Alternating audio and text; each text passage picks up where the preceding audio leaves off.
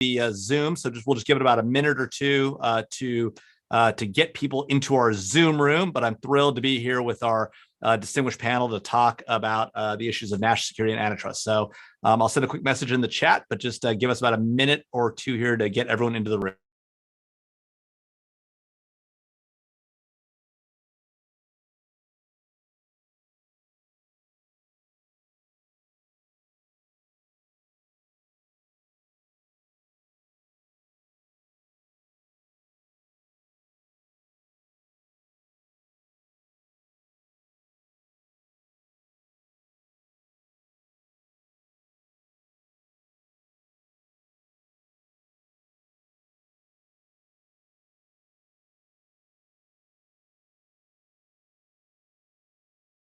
So as I mentioned to the folks who are just joining, we'll get started here right about 12:01 or 12:02 p.m. We'll just give people a minute or two here to get into the room. I know it's the lunch hour, so we want to make sure we get a good crew of folks into the thing. And I think I'll go ahead and retweet it on Twitter to remind folks that we're getting started.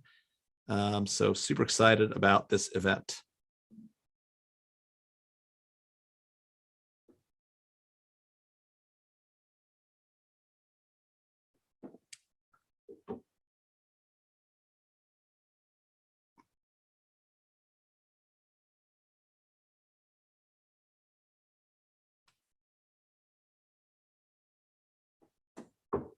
All right, by my clock, it is 12:01 p.m., so we'll go ahead and get started. So thank you to everybody for joining us. I'm Jamil Jaffer, and I'm the founder and executive director of the National Security Institute at George Mason University's Antonin Scalia Law School.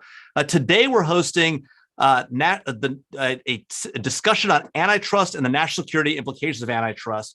I'm thrilled today to be joined by a distinguished panel of guests, some of whom have been around this issue for longer than I've been working on these issues myself. And so I'm thrilled to have with us today a terrific panel. I'm just pulling up my notes here, so just give me a second. I'm running a little behind here. Give me 1 second. Thought I had that open. Here we go. All right. So I'm thrilled to be joined today by Ashish Agarwal, who serves as the American Enterprise Advisor on Antitrust and Economic Policy. Ashish has served in senior roles in several administrations, including at the FTC and at DOJ, where he and I worked together. At the FTC, Ashish served as Assistant Director of the Office of Policy Planning, where he led the committee's competition advocacy program and an initiative to examine regulatory barriers to the growth of e-commerce. Both in government and the private sector, Ashish has litigated numerous high-profile cases and argued over a dozen cases in the federal appellate courts. We also have Oren Cass. Oren is the Executive Director of American Compass. American Compass's mission is to restore the economic orthodoxy to emphasize the importance of family, community, and industry to the nation's liberty and prosperity. From 2015 and 2019, Oren was a senior fellow at the Manhattan Institute, where his work on strengthening the labor market addressed issues ranging from social safety net to environmental regulation.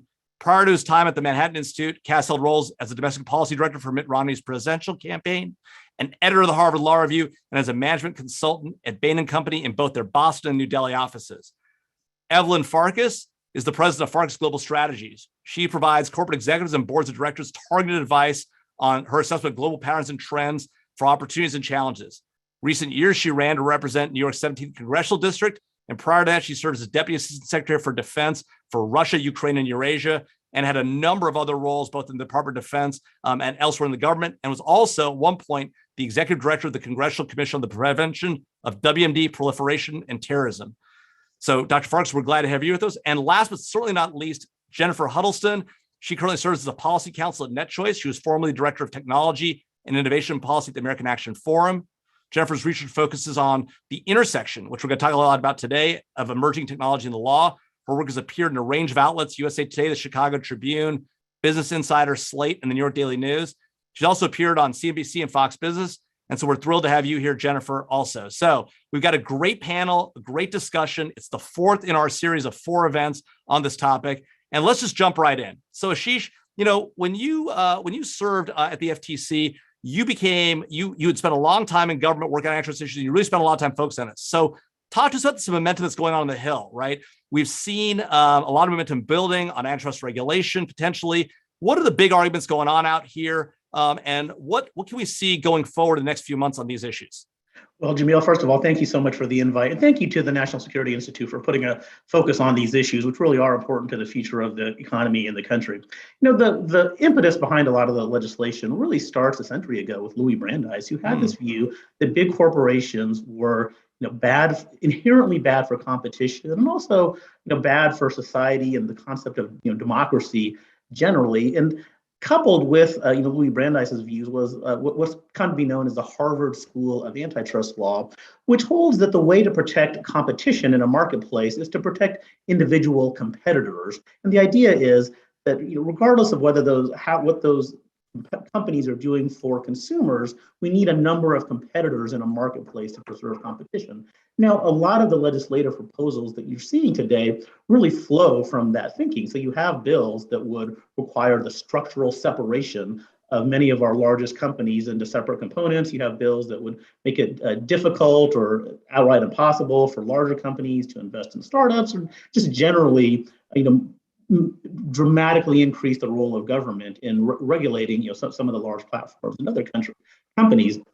Now, interestingly, those views of Louis Brandeis and the Harvard School actually held sway in our country for about a half century until about the early 1980s, and they were abandoned really on a bipartisan basis with the Reagan administration and with Robert Bork's antitrust paradox, because those ideas were found to not be workable in practice and to be really damaging to innovation and harmful to consumers. So on the other side of this argument, you hear people say, we need to preserve first and foremost the consumer welfare standard. Antitrust touchstone should be first and foremost on consumers, because the government shouldn't be in the business of picking winners and losers. You also hear people say that antitrust law works and is flexible enough to deal with any genuine competitive concerns from the platforms. So, for example, you have major antitrust lawsuits pending right now against Google, Apple, Amazon, Facebook. So people are saying, why would you need to rewrite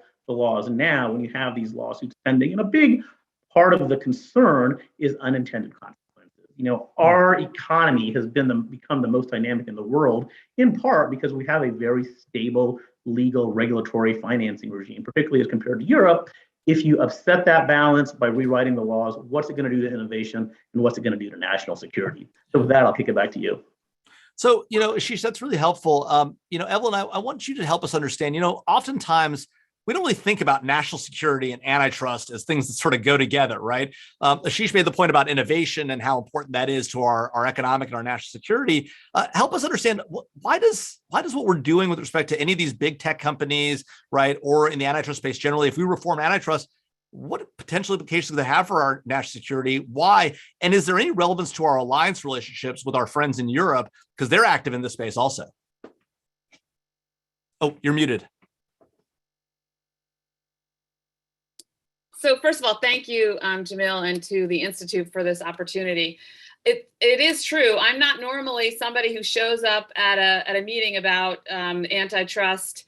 And I think the reason for that, the reason why we're worried about security now is because we're looking at a different sector, right? I mean, one of the people in the chat pointed out that actually trust busting goes back to Teddy Roosevelt. The target then, of course, was largely big oil, Standard Oil, and the railroad companies, which were working together. There's a very excellent big long book on it called Titan.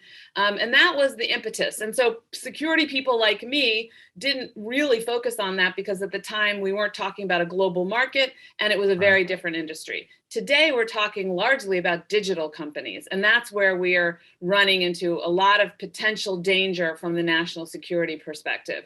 We have a situation globally where the United States is in a standoff against autocracies, namely China and Russia.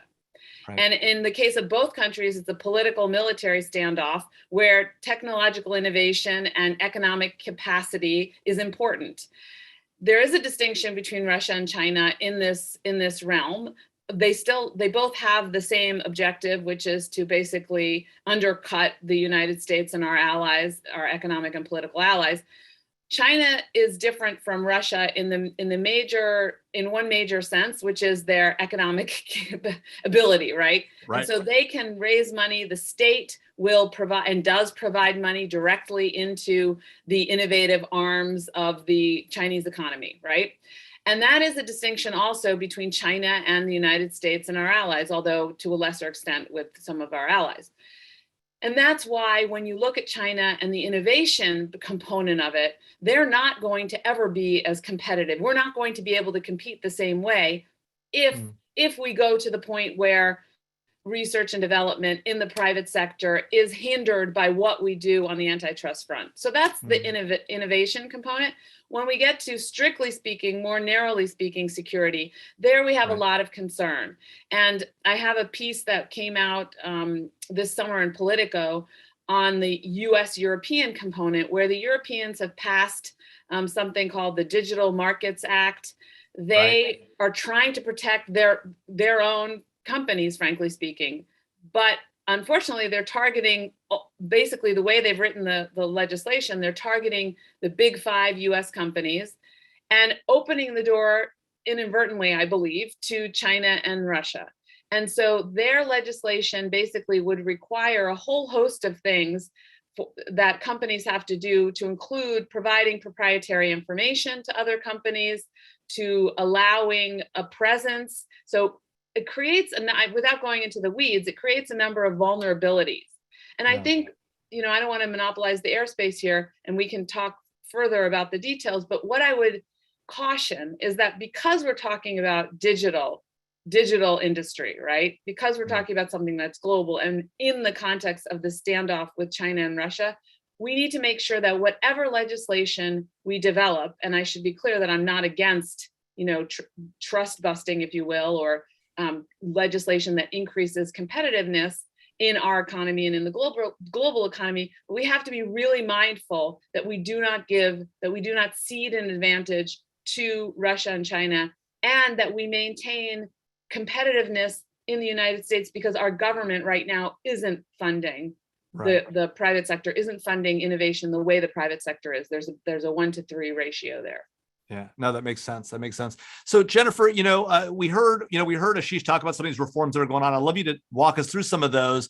Evelyn just made the case, though, that look, it's not just innovation here, right? We need to make sure that whatever laws and changes that we make address innovation here. But as we're also thinking about what our allies are doing, right, that might have an impact on innovation here also, because as they apply their laws to us, right, we may have a challenge. And so talk to us about some of the stuff that's going on here in the United States. This is the panel on the home front. So talk to us about these. We got all these antitrust reform bills out there, right? What are they looking to do? What's the motivation behind them, right?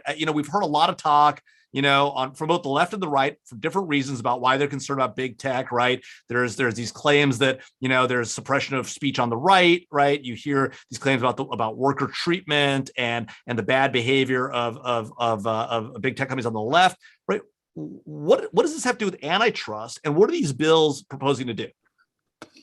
We've seen, as you mentioned, a lot of different proposals, and to kind of follow on what Evelyn said, and not to make too much of a pun, I don't want to monopolize the conversation by going into too much detail on them, but there are 2 kind of major legislative packages, so to speak, that are currently getting attention. The first is a group of bills in the U.S. House of Representatives that went through a markup earlier this year. There are many different bills in this package that range from things that would update the filing fees related to mergers to things that are much more interventionary and would be significant changes from the current approach to antitrust enforcement. Right now, antitrust enforcement is largely based on a consumer welfare standard.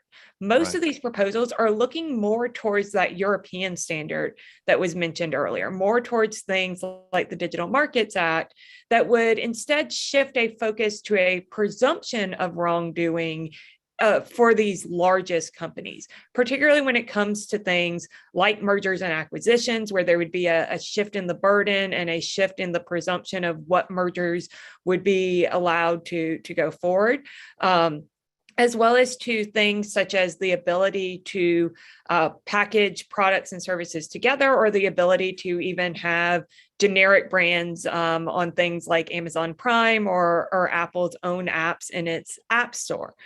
Those are what's going on in the House side. And most notably for this panel, there is a bill in that package that is very data portability focused. And I'm sure later on in this panel, we can get into some of the privacy concerns that can come from portability mandates when we're looking at the national security front.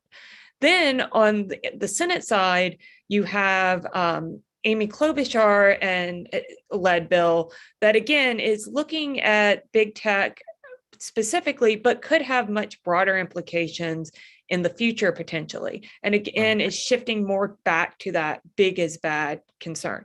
It too has some of these portability mandated elements in it. It's not as far as the separate bill in the House, which is the Access Act, but I think it's important to draw attention to these concerns, particularly when we are talking about national security, for what this could mean in terms of some of our global leaders having to potentially go away from what consumers want, which is a desire for more privacy, to instead having to hand over data to other players, not only competitors in the US, but potentially foreign adversaries in some cases where they may have severe questions about what they're going to do with that data if it is handed over.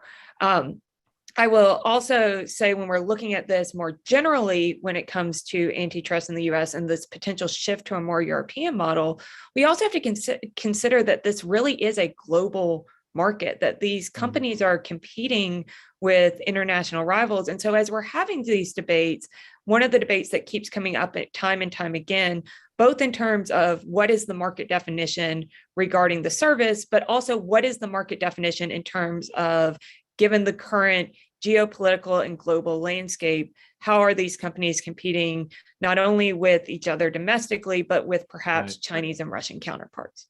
Right. What is the market? Right. So Oren, I think, Jennifer's made some interesting points and raised, this question of, we talked about big tech, right? You heard me use the phrase, you heard Jennifer use the phrase, right? I'm interested in your thoughts on what do we mean by big tech, right? Who are these companies? Why is there this concern? What's going on in the political dynamic?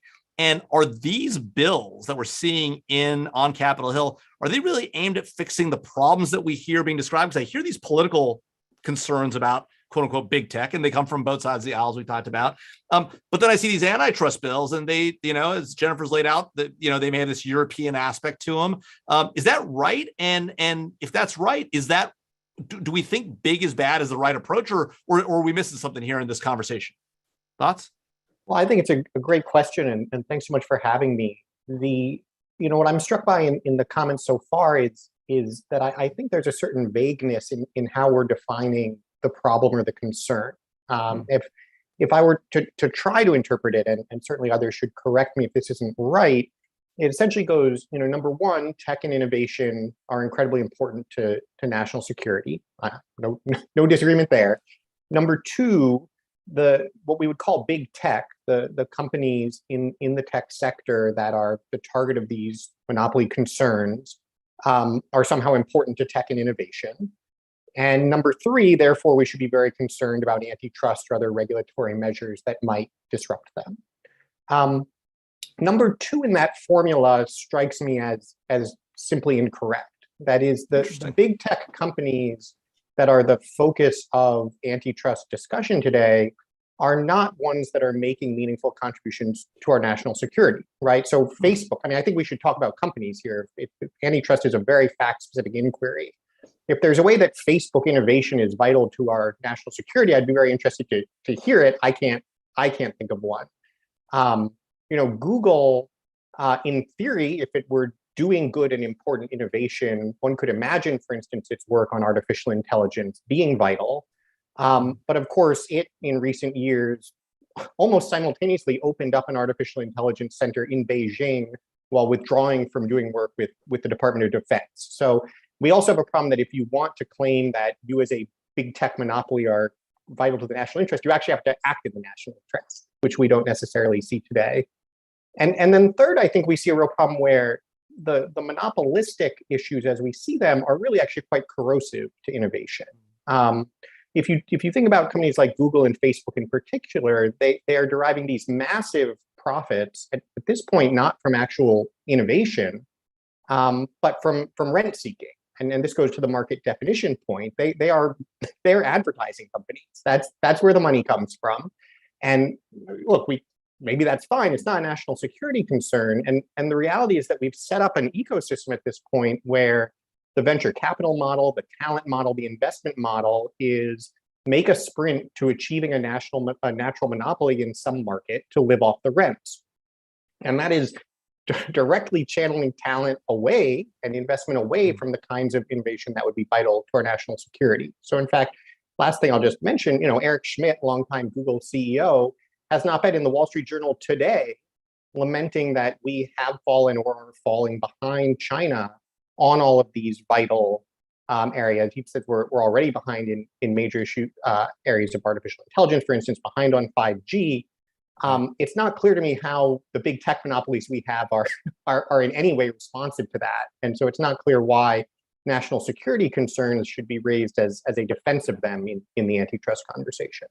So these are important points, and I want to take each one of them in order. By the way, I should mention to the audience that we will be taking your questions. I already see a couple of questions in the question and answer area. We'll do that in about 15, 20 minutes. So please do put your questions in there and we'll get to them. But Evelyn, I want to start with Oren's first point, which was there's no real national security issue here. You've got companies that are, one, may not have any relevance to national security, right? Or we should talk about those. I know you and I, before we got on, were talking about doing meetings in the metaverse and what that looks like and the like. And so one, might that have national security implications, the technology there? But second, Oren makes a good point, right? Our companies are looking to compete globally. They're playing in the Chinese marketplace. At times, we've seen some of these companies push back on working with Americans, with the American government in particular. We've seen some things where employees have gotten upset. Talk to us about these companies' role in national security and what are they? And then we'll talk about innovation too, and maybe that'll play into your conversation. Are these companies innovative? Are they contributing to innovation? But also on the pure national security point, right? Are they contributing to our government's effort, or are they helping the adversary?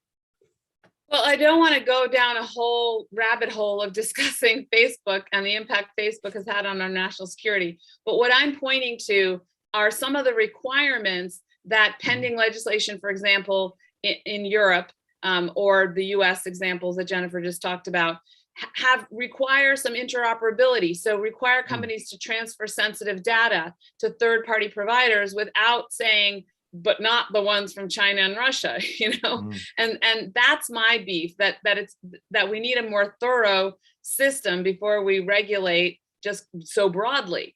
I'm worried about those countries getting access to sensitive data of US citizens, right? Right. And frankly, citizens of our allied countries and partners around the world. So that's one thing. The other thing is, of course, they can get access, again, under the European draft law, to systems and tools operated by US companies, which puts sensitive code and design features potentially, in the hands, again, of Russia and China, because there's that big loophole. So it's not really about what Facebook or these other companies are providing. It's not just about the product, although I do think that in the case of Google, and some of the others, they are funding innovative research. And if they work with smaller companies, I represent small to medium-sized companies that are trying to break into another area where large companies dominate, which is the defense sector. In any event, I think the main point is not so much about the product, but more about the loopholes. There was a second part of your question, which I've now forgotten. Well, that's okay. Actually, I'll let Jennifer talk about this one, and I'll come back to you, Evelyn, after I talk to Jennifer and Ashish about this. But so one of the points I think that Oren made, and Oren should correct me if I get this wrong, right, is that, is where Evelyn ended, which is, these companies aren't particularly innovative. They're not doing a lot here. And so why are we trying to protect them? They're sort of rent seeking based on the natural monopoly that they've been able to utilize. So Jennifer, is that right? And if so, what do our history of antitrust laws tell us about this? And is that something we should be trying to address in these reforms that are being considered? I always think it's interesting when we have this conversation in tech, because if we were having this conversation a decade ago or so ago, we would have been talking about how Yahoo won the search wars and what to do about AOL and who's going to catch Nokia. What are we going to do about, Nokia being the cell phone giant? And in many cases, these companies are now, much smaller if they exist at all, or what we've seen is that new competitors that were very small at that time ended up really being much more innovative than we might have noticed in the moment. That part of technology and innovation is that we can't always predict what that next giant leap forward is going to look like. We do see that these companies are continuing, because of the competition they are facing, to pour millions of dollars into research and design, not just because of technologies that may be focused on themselves, but also for what we benefit with it as consumers. And that sometimes those changes are so minor and so slight that we might not notice that, it took millions of dollars of AI research or machine learning research to give us a better feature on a product that we use every day. And when it comes to those smaller companies, what we've seen is that there is still a very diverse startup culture in the US. And part of that diversity is having a lot of different exit options. So there are small companies that want to be that next big thing, maybe something that we haven't even imagined, whether it's something that will then be a product that revolutionizes a consumer good, or to some of the companies that Evelyn's working with that may have a very good service for our national security, that are creating something completely new and independent, and their end goal is to take that to market and remain independent. There are other companies that are looking to improve an existing product and where an acquisition may be the best route for them.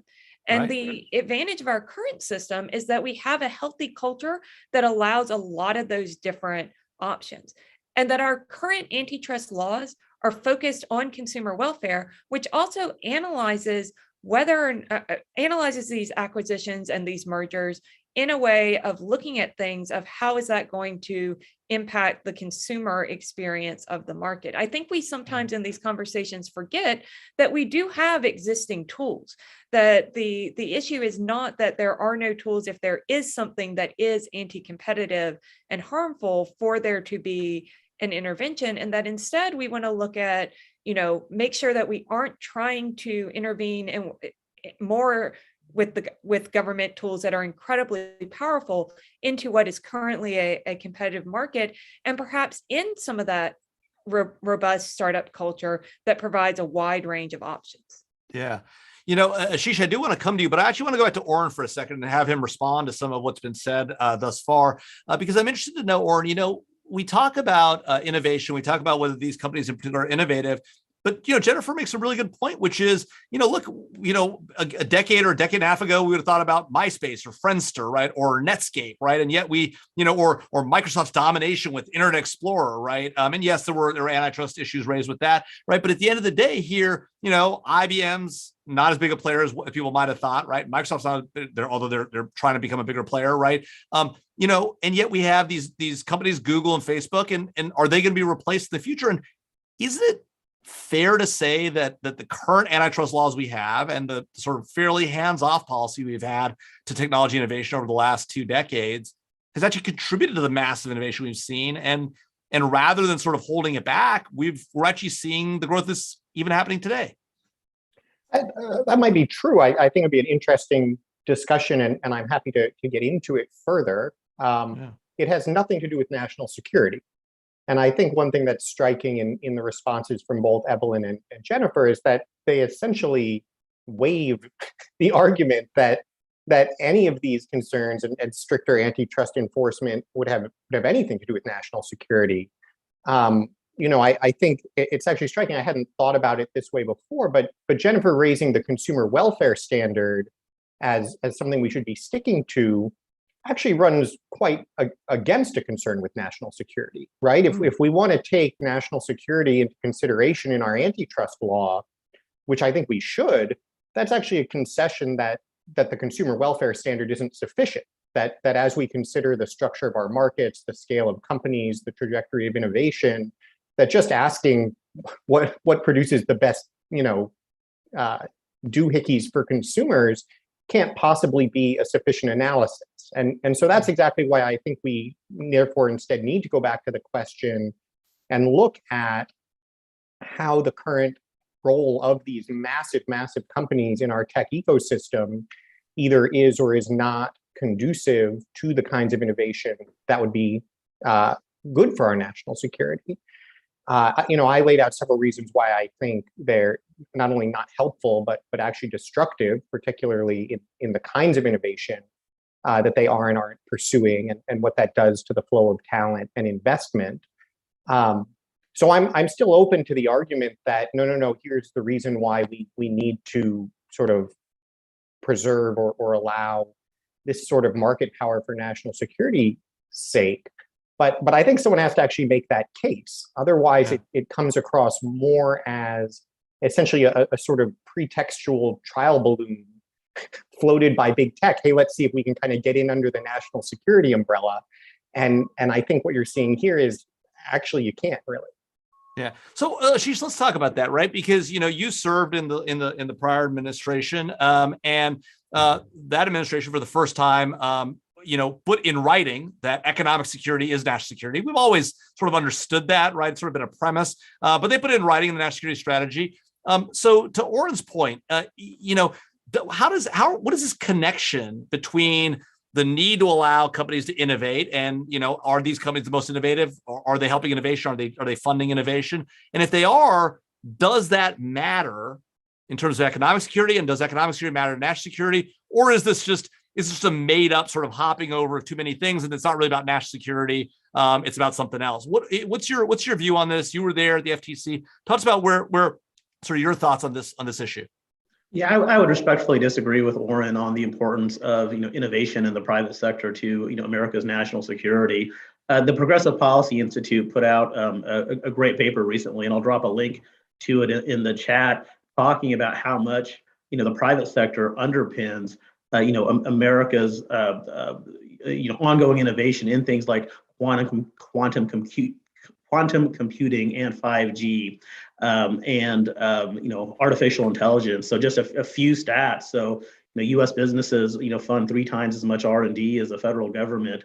Amazon and Alphabet are leading the world in private sector investment. Microsoft, Google, and IBM are the only private companies among the top 10 research organizations in the world. And all of this goes to the point that the future is going to be the leaders in the future. It's probably going to be the United States or China. China has a plan, I think, to dominate the world by, I think it's 2035 now. They are through state subsidies and industrial espionage and everything else they can do, trying to dominate these technologies. We've already seen dramatic examples in the pure military space of these hypersonic missiles, where they're well ahead of the United States, and that's something that should concern all Americans. Now, nobody is talking about immunizing the big tech companies from the antitrust laws. Of course, they should be held accountable, just like every other company should be held accountable. But what the concern is that we should not rewrite our antitrust laws in ways that would cripple these companies' ability to invest and innovate,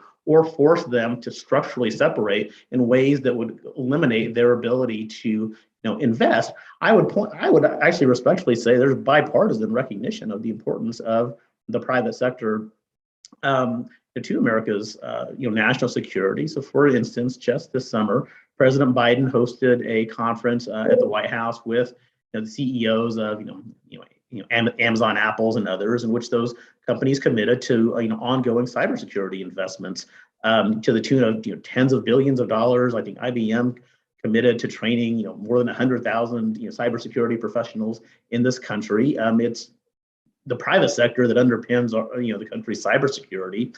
Another example from the prior administration is Qualcomm. And Jamil, I think you and I have talked about this a little. So, the FTC brought a very aggressive lawsuit against Qualcomm. Qualcomm manufactures these chips that kind of undergird the 5G technology.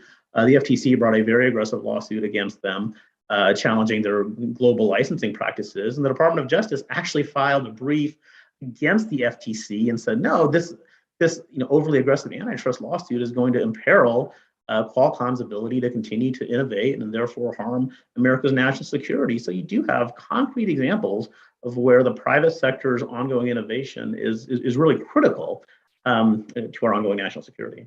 Yeah. And Oren, I will come back to you to respond to Ashish's point, but I want to ask Evelyn, one of the points that Jennifer made earlier on that we talked about a little bit with Oren was this idea that what's being adopted here in the US, or what's being considered for reform in the US, is sort of the European model, right? And you've spent a lot of time looking at European economies and understanding that aspect of it.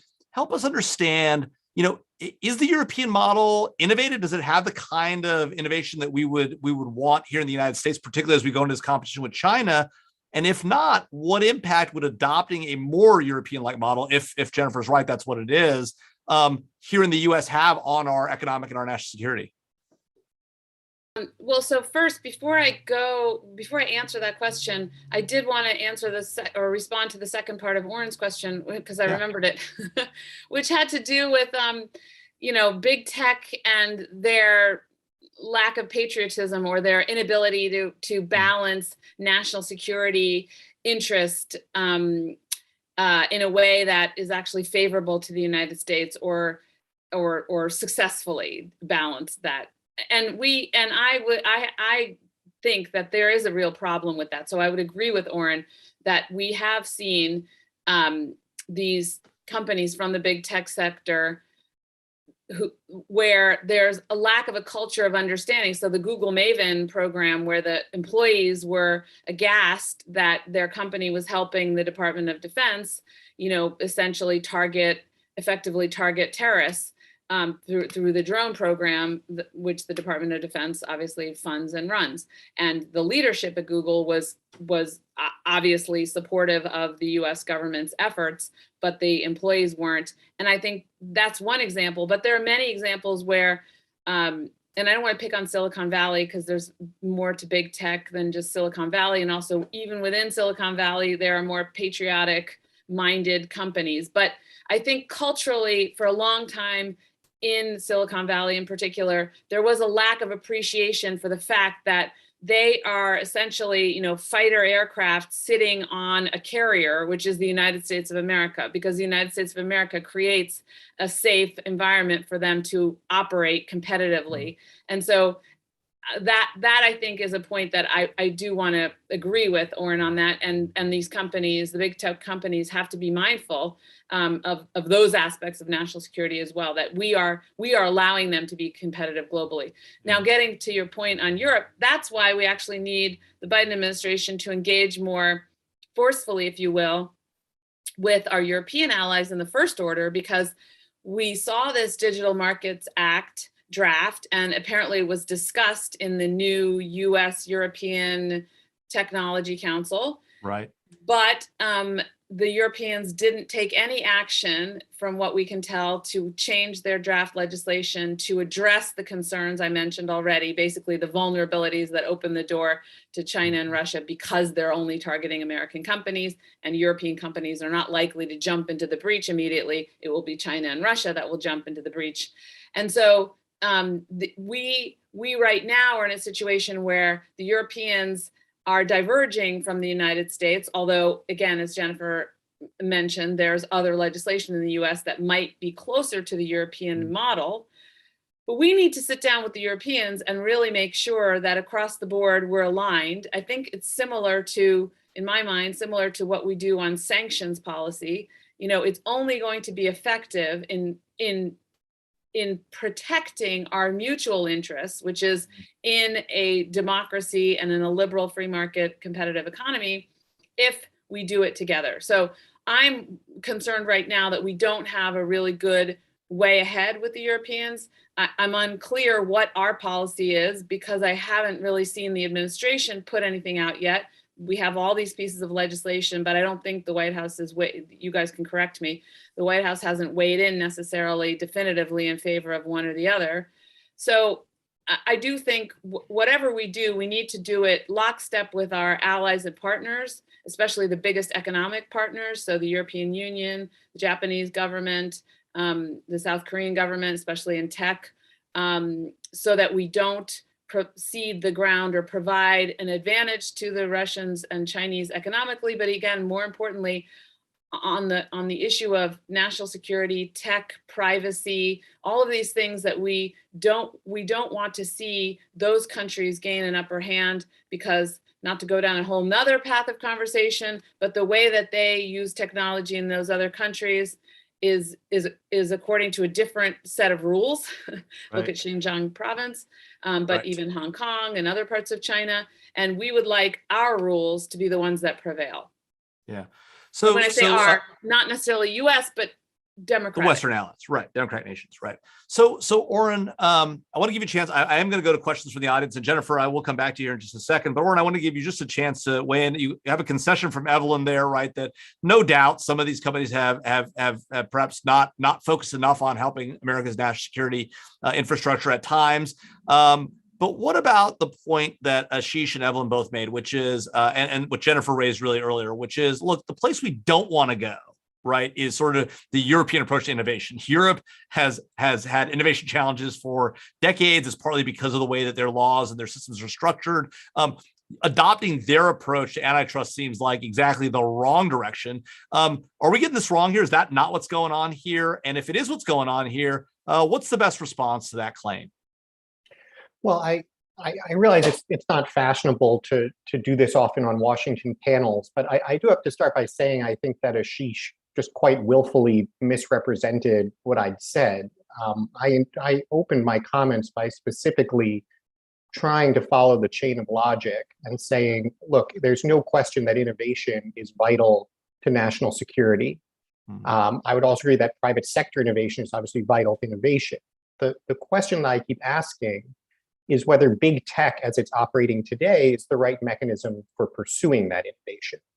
And that's where I still don't, frankly, see the case. As I mentioned, we have been using this model now over the past couple of decades of saying like, well, maybe Google will invest in this in some, special research wing.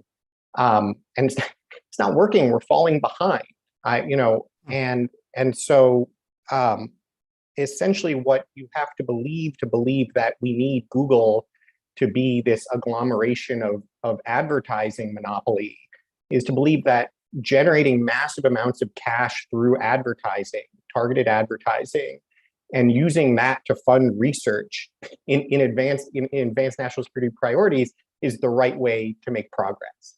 You can make that case, but I think if you just look at it in the abstract, that's a somewhat strange way to believe that we're going to achieve national security progress, and especially to believe we're going to get things like hypersonic missiles. I would suggest that if we had fewer of our top engineers, going into big data mining to addict children to social media, and more of them going into building hypersonic missiles, that would probably be a better way to make progress on hypersonic missiles. Now, to the question about what this actually means in terms of remedies, I think it's a little bit of confusing to say we're sort of heading toward the European model, in that I think on questions like privacy and data protection, certainly we might be. And I think Evelyn has rightly sort of said, that's an important but somewhat different discussion. I think she's made a lot of very important points about the dangers of telling people they should start giving their data out. But in the antitrust context, I think what you're looking at is very specific scrutiny of certain business models. And I don't know why we're not talking about Facebook, which is probably the one that gets the most focus here. But Facebook and the way it operates, and its operation as to some extent a natural monopoly, I think needs a response. And you could regulate it as a utility. You could look for ways to break it up. But that's not going down a European path. That is doing what the progressives trustbusters did a century ago and saying we have new business models, a new type of economy, and we're going to need a regulatory mechanism that prevents these agglomerations of power that we don't want. In the context of Google, I think you look at it and say, what is the benefit to national security of the Google search engine and YouTube being part of the same company? And some of the other things that give it the leverage that it does over advertising. If you can make a national security case for it, fine. but it is extremely difficult for me to see how it benefits our national security to say that Google needs all of these different targeted advertising businesses bundled together. Right. Well, so I do want to give Ashish a chance to respond, but before I do that, let me ask Jennifer a question, because I did say we get to questions from the audience. So Jennifer, let me take a question from the audience for you, and then I'll come back to Ashish and let him respond and ask him a question from the audience also. So one of our guests asked about one of the current criticisms of the antitrust bills, right? That they target U.S. companies, but not really Chinese competitors. That could ultimately improve the competitive position of foreign companies by targeting U.S. companies. What are some of the national security implications of excluding China's technology sector from U.S. domestic regulation? And is that what's going on here? I think some of this conversation goes to what Evelyn has brought up several times about the broader market of, we need to have strong, innovative companies that provide a democratic alternative for a lot of these technologies, so that our allies do not feel that their only choice is to not have the most technologically advanced systems that they need, whether it's things like 5G or search, since that was just brought up, or whatever else, and that their only alternative is to go to the Chinese equivalent because they want to have more forward technologies. What we've seen is that the light touch approach to regulation typically pursued by the US has enabled a lot of innovation and has enabled kind of a continued competition in the global marketplace, that when you look at where the top technology companies are, there's a rather even divide between the US and China, but yet we haven't really had to have that market, that government intervention driving the market in terms of what we tell these companies their research and development needs to look like, which if you don't mind is something that I kind of want to respond to Oren on. Please. My focus is on the antitrust side, not as much on the national security side. So I defer to some of you with more expertise on that.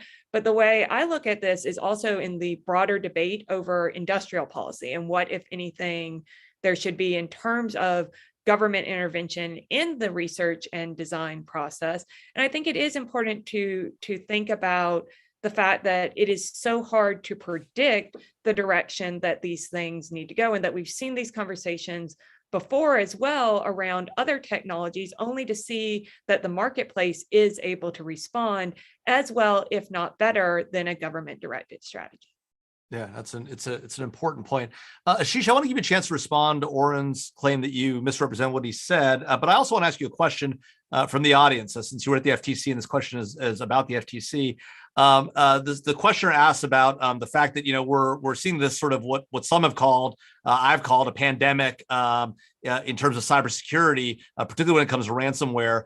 And there's a call about for policymakers to do more to build trust online. And this questioner asks about the Access Act and says it requires companies to get FTC approval for making changes to their interface, which may have cybersecurity implications. It may make it harder, this questioner suggests, to rapidly fix cybersecurity challenges because you've got to get approvals from the FTC. Help us, as long as they don't meet this high bar of imminent risk. Talk to us about whether that's a real concern. And then if you'd like to respond to Oren's point, please go ahead and do that.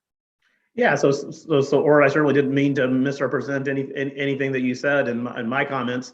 I talked about how much Amazon, Apple, Google, Facebook, IBM, and some of these large companies are investing in technologies like quantum computing and AI, et cetera. I would refer you to that PPI study. I'd also refer you to a letter that was a white paper that was issued by some former national security officials, Leon Panetta, Dan Coates, Francis Townsend, and others, talking about how our largest technology companies really are important partners in protecting America's national security. And while I think you may be right that we are still falling behind relative to China in some of these technologies, such as supercomputers, I don't know that the answer is to break up Google, Facebook, et cetera, or to subject them uniquely to new antitrust restrictions that don't apply to their Chinese counterparts. So certainly happy to have further discussions about that on this panel or offline. Jamil, as to your question about the Access Act, yeah, I do think it's troubling. So writ large, I will say I do think that interoperability and portability are good concepts. They're pro-consumer concepts that would allow consumers to switch between services more easily. And I think that's a great thing. The problem is when you impose, a government requirement on it, number one, you raise costs for smaller entrants that might not be able to, meet all of the regulatory requirements that, say, a Facebook or a Google can much more easily meet. And number two, you are going to, at least with the Access Act, my understanding is that it would require, data to be shared with, companies who are housed overseas, and that creates, risks to, Americans, privacy. Do we want their personal data stored in servers overseas? That's part of it. But you also do create the risk that you touched upon, which is that companies might not be able to, respond as quickly if they are compelled to, seek the government's permission before they make adjustments. Jamil, you know this from your own time in government. Every day, companies are subjected to cyber attacks, from abroad, and quite frankly, they need to be able to respond in timely fashion and to protect the data. Yeah. So Jennifer, I want to ask you about a point that Ashish made, a point that you had raised earlier. One of our questioners asked about this issue of sensitive data, right, and portability and the implications it might have for sensitive data. One of our guests asked, what specific sensitive data can the Chinese get if there's data portability or social graph interoperability that they can't get through other means? We know there are these large data aggregators, right? We know there's these debates about government buying data for these data aggregators. Is there something that if portability were the rule, that the Chinese or other governments would be able to get that they can't get today some other way? It's hard to predict it in some cases, but I think the other question there is, does this make it easier for them to get that data? Of if something is more difficult now, if it requires overcoming certain cybersecurity elements. And of course, as Ashish kind of brought up, there's a whole nother debate about, whether or not there are greater cybersecurity needs in light of some of these issues. But if this, kind of lessens that cybersecurity where it's going to be easier to request as opposed to going through some of these processes, I think that should still be an incredible concern for most consumers and for most companies, and particularly for those that are involved in the national security debate, even if it isn't necessarily quote unquote different data that they might not otherwise be able to obtain. Right.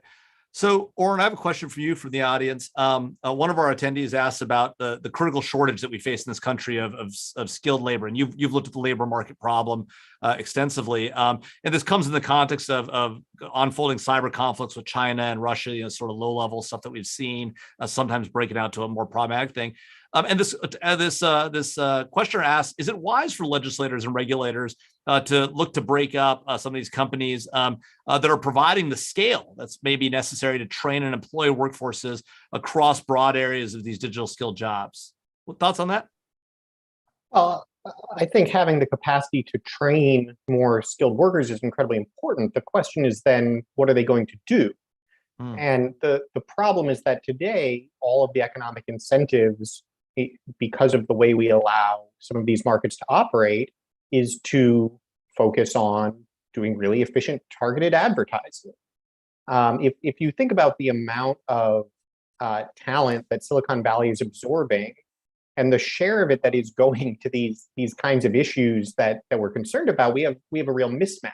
Now, I guess you could try to make a sort of like merchant marine argument where we have all of these digitally talented folks doing this not very useful stuff, but should World War III break out, now we could quickly conscript them into a digital cyber court.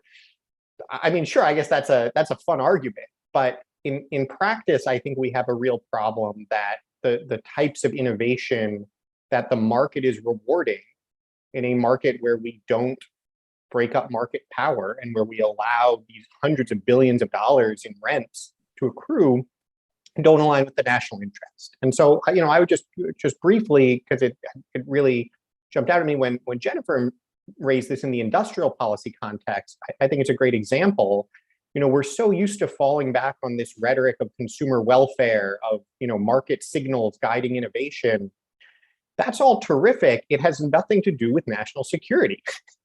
In fact, national security is the quintessential illustration of a place where the market is not going to deliver the needed innovation because there's no market for national security. So even if you want the government to solely play the role of sort of market purchaser, at the end of the day, it is going to be public policy and government policymakers that are determining the kinds of national security research that we need to pursue. And so, again, how do you do that well? Fascinating question, but it's such an interesting feature of this antitrust/national security discussion to try to conflate what is usually an argument about the power of the free market in the antitrust context with this area where I'm not aware of any theorist from any realm of economics that would say that the free market is actually going to deliver what you need in terms of national security. So this is a point, I think, Ashish, I want to ask you this, and I'm happy to have Evelyn or Jennifer weigh in on this also. So Oren has raised this point a couple of times, right? That, look, these are just ad-driven companies. All they're doing here is maximizing ad revenue, and they're hiring tons and tons of people and getting them to maximize ad revenue. And as a result, right, there's no real national security contribution here, right? But of course, some of this ad revenue is being driven by artificial intelligence and innovation there, and large-scale computing, and exascale computing that we now, you now can essentially get the power of what used to be a computer only the NSA could afford at the click of a button on Amazon, right? You can get these AI capabilities, both for VR from, some of Meta or whatever, and you can, Google's advancements in AI have moved the needle significantly, although we are, to be fair, behind on AI when it comes to the Chinese. Ashish, is this right? Is this all this ad-driven stuff? Does it have nothing to do with national security? Is it just purely rent-seeking and a waste of time? And all these big companies, they're not contributing substantively to the national security realm by all the R&D money they're pouring into, whether it's AR, VR, or AI, or exascale computing. Is that right?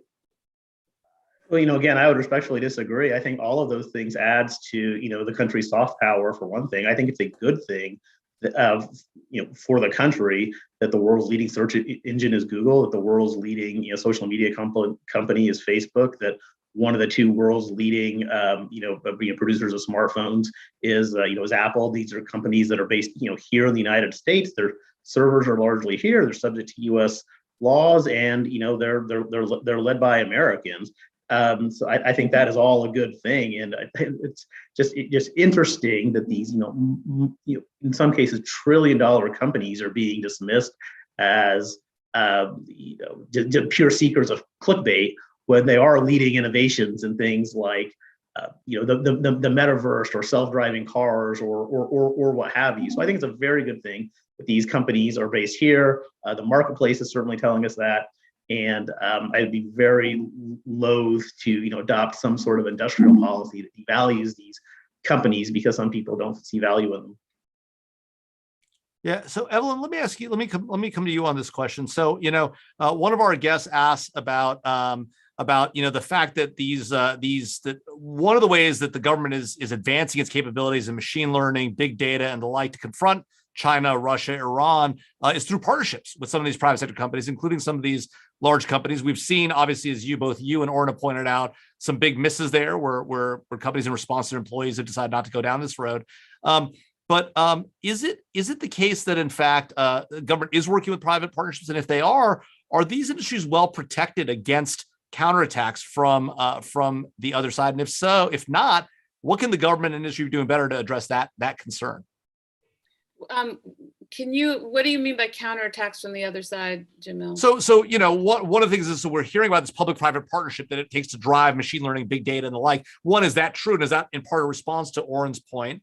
And if so, are we concerned about the vulnerability of some of these private sector companies to attacks from China, Russia, Iran? We saw SolarWinds and the like. So how concerned should we be about that? One, is the premise correct? And second, if it is correct, should we be concerned about attacks from these foreign adversaries against these private sector companies that the government might be partnering with? I mean, I think there is partnering between the government and private sector companies. I would argue there isn't enough of it, again, because our government is not on the cutting edge. And I say this as somebody who's looking at the defense industry. We need more commercial best practices coming into the defense industry. We need more partnering there. That's what I work on day to day. I represent companies that have new innovations, including in the energy space, which would help the environment and would cut down the cost of running everything that the department runs on fuel. It would transfer it to clean energy, and that clean energy, specifically flywheel, so mechanical energy, which can also be stored. And this is an example, but it's one where the taxpayer would save a lot of money, and we could put that money into a lot of other things, including research and development, which again, the US government itself is not funding adequately. And that is a problem, because I do think that to some extent you are allowing private sector to pick and choose a little bit more than they should. This gets to industrial policy also. But right now we're kind of we have a hybrid system here where we have some private sector helping, probably not enough. And certainly it does make companies potentially vulnerable. All of the not all of the companies, but some of the companies I work with, or one of them, also sells products to China. And so there is a bit of a tension there. To the extent that they can focus more on working with democratic governments and democratic entities, I think it will help them hedge, frankly, against China, because I'm not optimistic about the relationship between US business and Chinese business down the road, maybe in certain sectors. So yeah. I don't know if that sufficiently answered your question. Maybe I just put a whole bunch of other concerns on the table. Well, certainly, and there's a lot more for us to discuss. So I don't doubt that we'll probably have all of you back again for another one of these conversations. We are coming to the top of the hour, and I did commit to everybody that we'd finish on time. So thank you all for joining us. What a great conversation. Thank you, Ashish, Oren, Evelyn, Jennifer, for being here with us today. For those of you in the audience, if you're on Capitol Hill this afternoon, please come to our congressional happy hour, talk about national security up at Union Pub at 5:30 today. And if you're around tomorrow, please join us for Congressman Mike Waltz and Jennifer Wexton talking about China and its human rights abuses and what to do about the upcoming Olympics. So thanks all. That's at 11 a.m. tomorrow. Thanks for being here. Have a great afternoon, everybody. Thank you. Thank you for having us.